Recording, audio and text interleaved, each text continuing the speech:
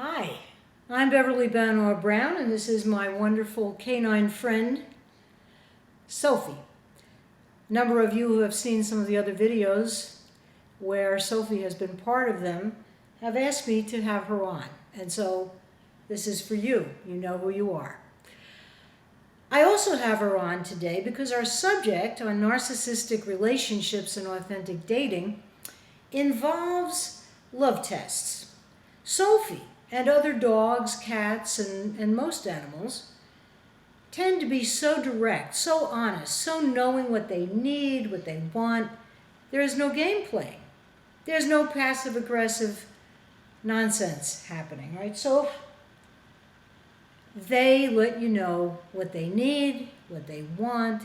She's very happy right now. She's content. She's being held. Apparently, so far, she likes this. It's rare for her to sit through an entire YouTube video, and that's okay, because you know what? When she's ready to get down, she will let me know in a very nice and gentle way, and I'll let her down. And there's a trust between us. If I can help her with whatever it is she's asking for, she knows I'll give it to her, and we get along fine. The problem in relationships between human beings, where one is kind of a crazy maker, a drama king, drama queen, or far along on the narcissistic spectrum of behavior, is that there's often not a willingness, an ability, a practice normally of just simply coming out and in a loving way saying, I'd really like you to do this or this or this for me. Would you help me? Could you do me this favor? Love tests. What are love tests anyway? Well, very often in relationships, people have this preconceived notion that if you really love them, you're going to know without them ever saying it, as if you were also an intuitive, as I am, and even I have trouble as a professional intuitive sometimes knowing the needs of other people close to me. I need to be told. It makes my life so easy because then I don't have to be on duty all the time. As a life coach, as a relationship coach, and a love mentor, I've found in working with my clients for so many years that one of the major areas of difficulty tends to be someone deciding what they want from you and not telling you. Deciding that if you really love them, you would do X, Y, and Z. Let me give you an example. Many years ago, I worked with a couple who got along famously a lot of the time. They both had very narcissistic tendencies, and sometimes narcissistic personalities also have certain codependent personalities where they tend to cling, where they tend to be rescuers, where they tend to be fixers, so to speak. And yet, they could not be clear on what the one who was more narcissistic in behavior wanted or expected from the relationship. And this created a lot of problems. Why? Because the more codependent leaning partner was always guessing and wanting to please, which is often part of codependency, and yet had learned, as with most narcissists, you can't ask a lot of questions because they get upset. They think you're questioning their veracity, their authority, and because of the weak sense of self to begin with, this is the last thing they want you to do. And it will often cause them to turn on you and regard you as an opponent rather than an ally and a beloved, and start to be very nasty and critical of you. So part of what this couple had to deal with then was that the more codependent, who was, it turned out to be a woman in this case, partner, had a deep, deep need and a deep desire to please her, in this case her husband. And he had a deep, very deep need and desire for her to please him. And he always was afraid that she didn't really love him because he didn't really love himself. So he projected onto her a non-existent rejection. And in order to comfort himself, as so many people do, he would give her love tests. He'd say, well, you know, I know you're supposed to see your sister and brother next week for your sister's birthday. However, I have this project, and you know what? A good wife would put me first. So if you really love me, there it is, there's the phrase, if you really love me, you'll tell your brother and sister, sorry, buzz off, you're needed at home. This would go on about all sorts of things. And this would be a habit pattern that at first she acquiesced to. She would give up her time with friends, her activities with family. She would often give up pursuing her own interests because she felt that she owed it to him to reassure him that nothing and no one else in this world was more important to her, including herself, than him. I'm sure you can guess what eventually happened with this couple until it got to the point where she was absolutely miserable and where she was at the end of her rope in terms of patience to have love test after love test. Passive-aggressive ploy after passive-aggressive ploy to indicate that it was never going to get better because she'd fallen into literally a bottomless pit of his need.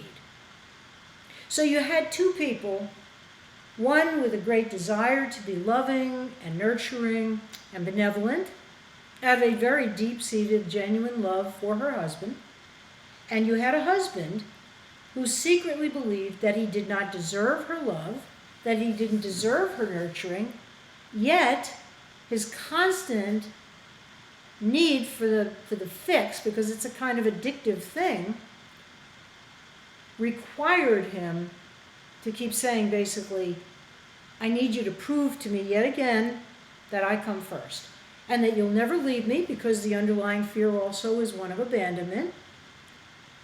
And it went on from there and spiraled eventually into a point where she had no social life, which is part of the love test. If you really love me, you don't need other people.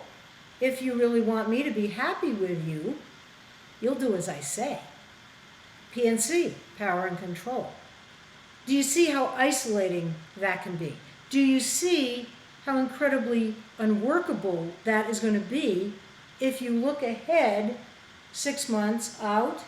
I'll let you down, Sophie. She lasted a lot longer than usual.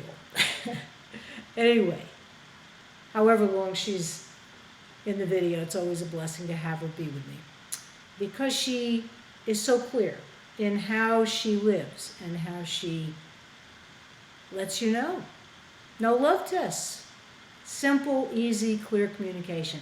So this couple, getting back to them, came to me for couples coaching, and we went into some of the patterns and what was about it, what was it really about, and underlying it, and what were the fears, and most importantly, what could they do to get over this, because they both wanted to stay together.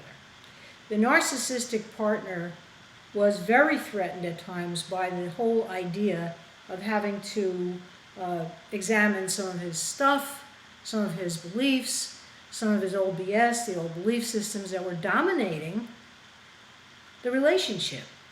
This, however, was one of those beautiful, rare cases where you have a codependent personality mixed in with a mostly far along on the narcissistic spectrum of behavior couple, and there is such a bond between them. There is such a history shared.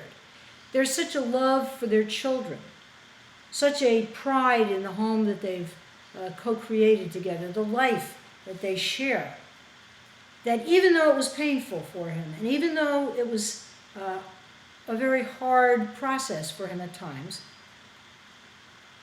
he stuck with it. It worked out. They started to look within rather than towards each other for their approval. And realized over time, and it took us a while, but they realized over time that he could come out directly to her and say, you know, I would really rather that we do something together instead of having you go be with your mother or go be with your sister and brother. And then she'd say to him, well, why don't you come with us? We'd love to have you be part of it. You're part of the family. Please act that way.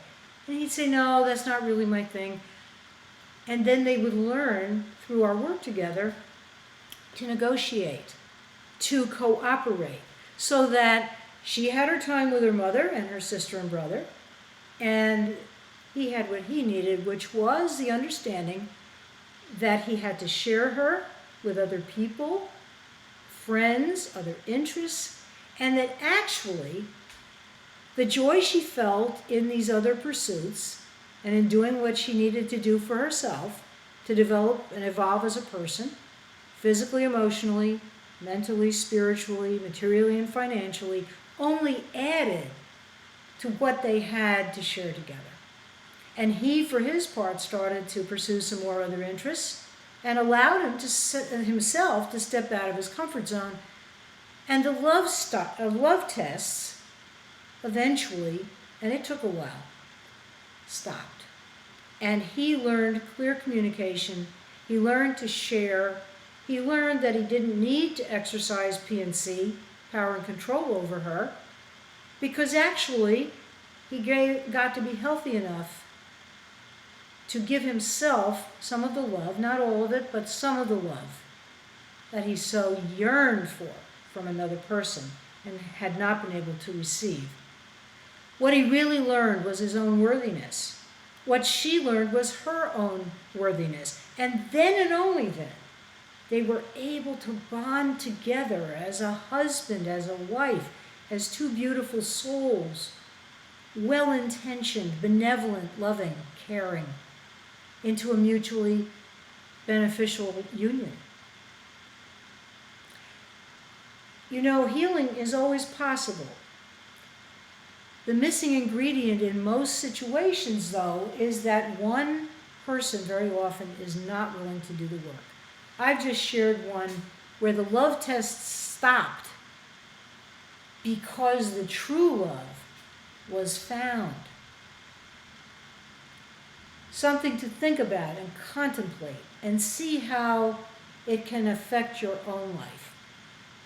It's amazing what happens when we develop the communication skills within ourselves first and then with other people, so that we learn we don't have to do love tests. We don't have to assume that somebody is going to know what we need without our asking, just because there's that old BS, the old belief system that says if you really loved me, you'd know without my telling you. Give each other a break. Cut each other a little more slack than that, will you please? Anyway, it has been, as always, a total honor and delight to prepare this video for you. I'm Beverly Banov Brown. If you'd like to be in touch with me, please don't hesitate to write me a commentary, leave a like under the screen if you've enjoyed any part of this, even if you totally disagree with me, that's okay.